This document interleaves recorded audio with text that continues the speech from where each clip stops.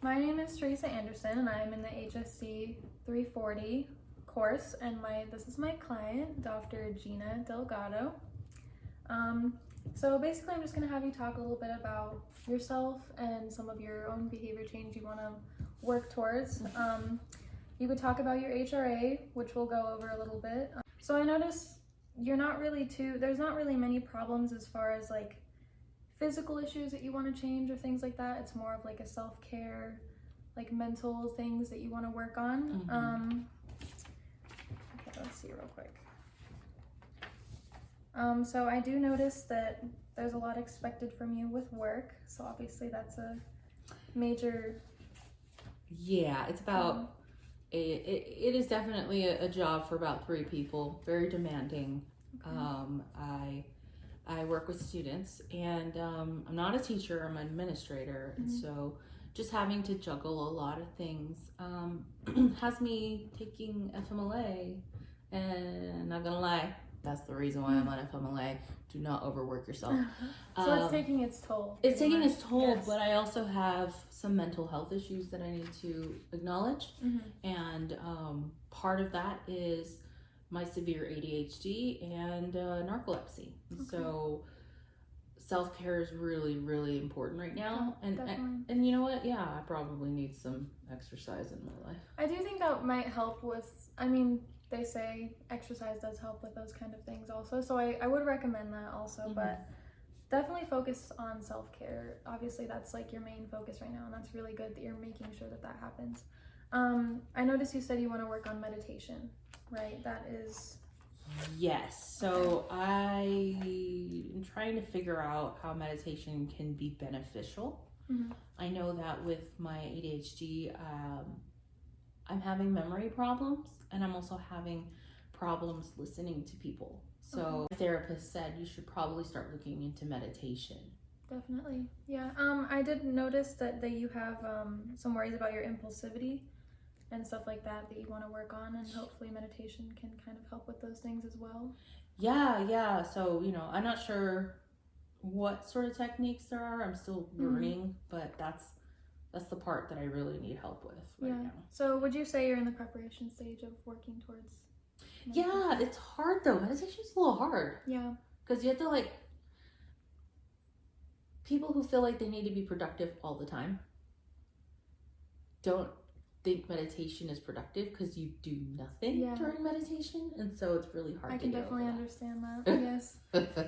And so with that being said, I think you're kind of working on consciousness raising. You're kind of becoming more aware of your own habits and what you want to change, and also kind of reevaluation, using that meditation and that time just relaxing and evaluating what you need to be worrying about, what you don't need to be worrying about and stressing about. So would you agree that you're kind of yeah processes? Definitely. And so how ready are you on a scale of 1 to 10 to make this change? Well, I am currently in intensive outpatient therapy. I'm still trying to figure that out a little. Definitely. But on a scale of 1 to 10, how important is this change to you? How important is it to you that you actually start implementing meditation every day and things like that? 10. Yes, 10. You are ready. This is very important to you. But how confident are you on a scale of 1 to 10 that you can do this? What's your self-efficacy levels? I've tried it before, but I didn't take it as seriously. And because narcolepsy and the medicine changes have altered my state of mind, it is absolutely important. It is a 10 on the scale because it is affecting negatively my relationships, marriage problems. It needs to happen. I have no other choice. So the fact that you've tried it before, do you think that makes you more willing to try it again or less likely to?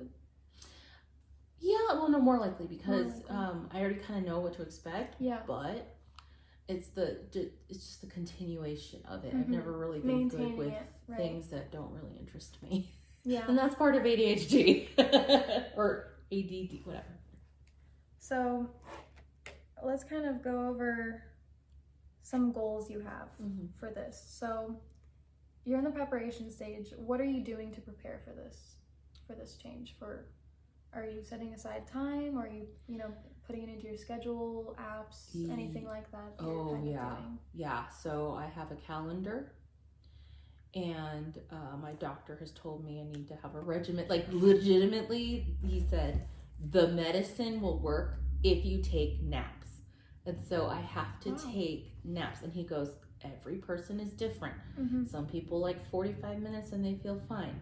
Some people need 2 hours and then they become productive. Yeah. I'm a 2-hour person. Same. And so that takes a big chunk out of my day. Yeah. But I have to prepare to do that. But you're prioritizing it. Yes. And you're making the time for that. That's meditation, great. I was thinking, meditation can go right before sleep. Mm-hmm. Because then it relaxes you. And right Breathing, before sleep, heart rate slows it all down. Yep, that's great. and like right before sleep, you're like if you're anxious or depressed or something, you're just especially for you, slows your mind down, kind of gets you not thinking so much. So that's great. It's just getting there. And I do think that you mentioned you're not really working right now, but I do think that's very good for you right now. I think that you're able to focus on this because of that. So yeah, I think that's actually a really good thing. It can be hard to analyze this, but do you think there's pros and cons of meditation or of just the changes you're trying to make in general?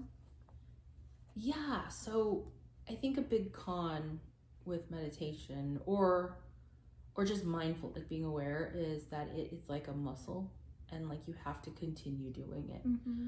And, consistency. Right, and that's with everything. Everybody wants a quick fix, but I've been dealing with quick fixes for my whole life and they haven't worked. So this, I think that it'll be good. So definitely when you get to that, you'll have to really focus on the maintenance phase of this behavior, and definitely make sure you're continuing to make that time for that. Your calendar, journaling, or music, whatever you have to add to meditation to make it regular. So yeah, and then as far as actually putting it into a plan as you are in the preparation phase of this, what are some smart, attainable, SMART goals, specific, measurable, attainable, relevant, time-based, specific goals that we can, put into place for starting your meditation? Well, maybe you can help me out with that. Okay. So I guess specific would be, meditation, right? Specific, that's the goal, meditation. Self-care specific to meditation, yep. Okay, and then the M is measurable, right?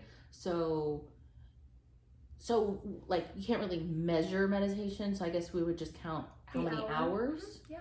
Do you think maybe I should write down how I feel about it? Oh yeah. Or is that too much? Well, I think first come up with, a not too overbearing goal for what you want to do. And then as you kind of start doing it, you get into the action and maintenance phase.